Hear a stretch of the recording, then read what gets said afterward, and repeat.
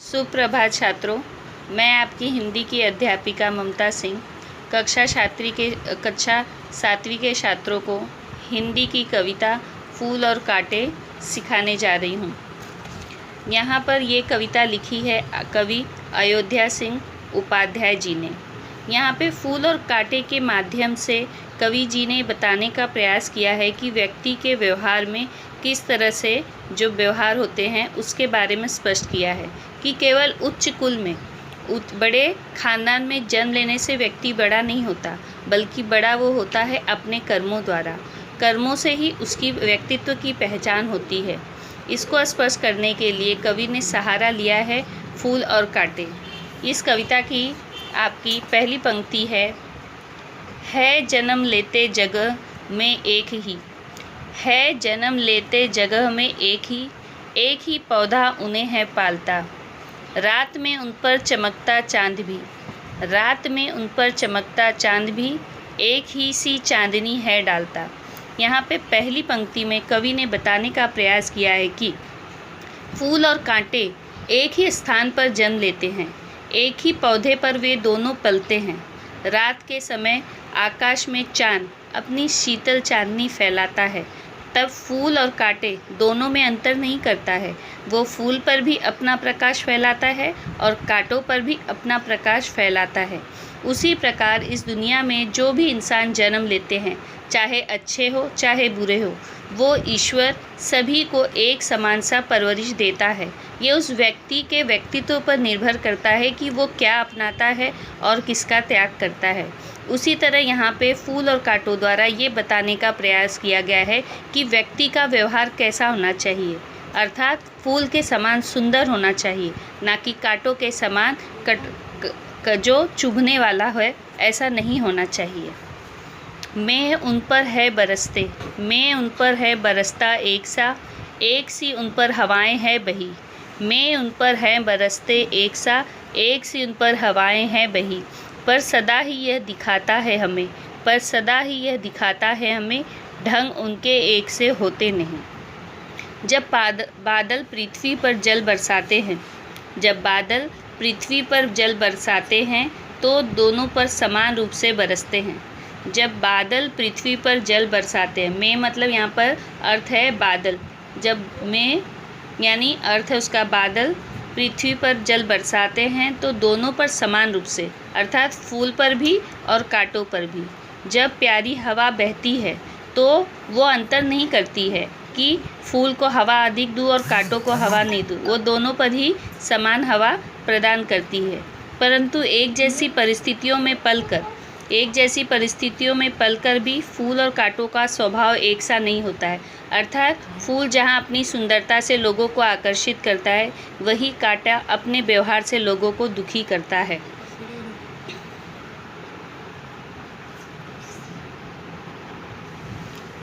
ये आपको चारों लाइन की पंक्तियाँ मैंने स्पष्ट की है। ये हम लोग फिर जब ये लेसन ख़त्म हो जाएगी आपकी कविता, तो अंत में आप लोगों को मैं एक बार फिर से इसको स्पष्ट कर दूंगी। अब यहाँ पे ये लाइन देखिए, छेद कर काटा किसी की उंगलियाँ, छेद कर काटा किसी की उंगलियाँ, फाड़ देता है किसी का वर वसन। छेद कर से अर्थात यहाँ पे तात्पर्य है छेदना। काटा किसी की उंगलियाँ, जैसे काटा किसी की भी उंगलियों को छेद कर घायल कर देता है, किसी के सुंदर वस्त्र फाड़ देता है। जब फूलों पर आकर्षित होकर तितलियां प्यार से फूलों के पास आती है तो कांटा उनके पंखों को काट देता है और भौरों के शरीर को छेद देता है। यानी कहने का मतलब ये स्वभाव है किसका, कांटे का स्वभाव यहाँ पर क्या बताया है, छेद कर काटा किसी की उंगलियाँ। जो ये कांटा है ये क्या करता है, व्यक्ति की उंगलियों में छेद कर देता है। फाड़ देता है किसी का वर वसन, यानी यहाँ पर कहा गया है वर मतलब सुंदर और वसन यानी वस्त्र। वर यानी सुंदर और वसन यानी वस्त्र, जो सुंदर कपड़े होते हैं उसको क्या करता है, फाड़ देता है। प्यार में डूबी तितलियों के पर को वो कतर देता है और उनके पंखों को काट देता है। और भौरों के शरीर को, जो भौरे होते हैं, वेद यानी उनके शरीर को, वेद यानी छेद देता है, यानी ये कांटे का स्वभाव है। फूल लेकर तितलियों की गोद में, फूल लेकर तितलियों की गोद में भौरे को अपना अनूठा रस पिला। फूल लेकर तितलियों की गोद में भौरे को अपना अनूठा रस पिला। निस्सुगंध और निराले रंग से है सदा कली जी की खिला। फूल लेकर तितलियों की गोद में भौर को अपना अनूठा रस पिला। निज सुगंध और निराले रंग से है सदा देता कली जी की खिला।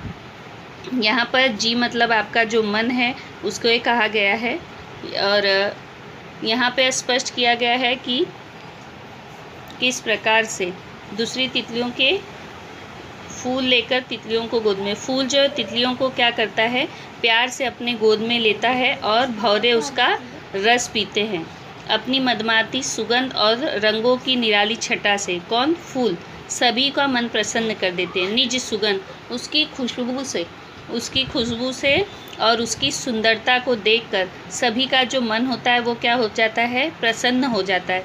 ये फूल की विशेषता है। पहले हमने ऊपर की पंक्तियों में कांटों की विशेषता देखी, ये हमारे फूल की विशेषताएं हो गई। है खटकता सबकी आँख में, दूसरा है सोता सुर शीस पर। किस तरह कुल की बढ़ाई काम दे जो किसी में हो बड़प्पन की कसर। है खटकता सबकी आँख में, खटकने का अर्थ यहाँ पर है चुभना।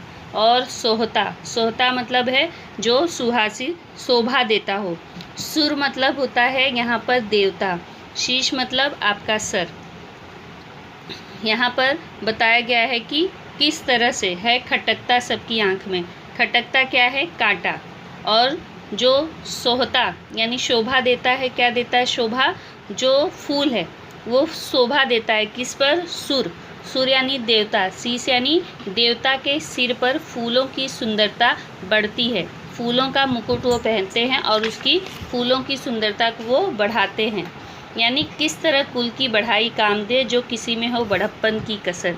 यहाँ पर कवि कहते हैं कि यदि हमारे काम अच्छे न हो तो हमारे उच्च कुल में जन्म लेना हमारे किसी काम का नहीं आता है।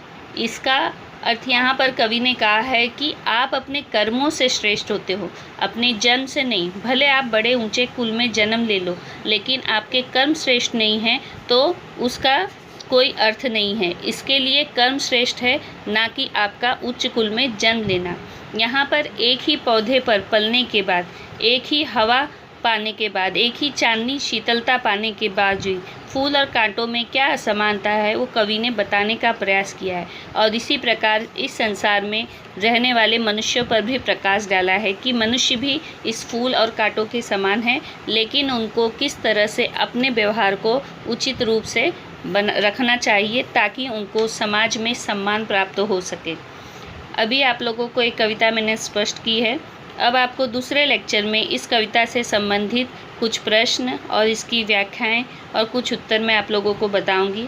अभी मैं आप लोगों को इस कविता के अंत में कुछ प्रश्न शब्दार्थ दे रही हूं और कुछ प्रश्नों के उत्तर। वो प्रश्न के उत्तर आपको हिंदी की नोटबुक 200 पेज का बना के आप लोगों को उसमें लिखना है। 2 बार लिखना है और शब्दार्थ दिया है वो आप लोगों को 2 बार लिखना है। इसके बाद दूसरे लेक्चर में मैं आप लोगों को इससे संबंधित कुछ और प्रश्नों के उत्तर स्पष्ट करूँगी। धन्यवाद।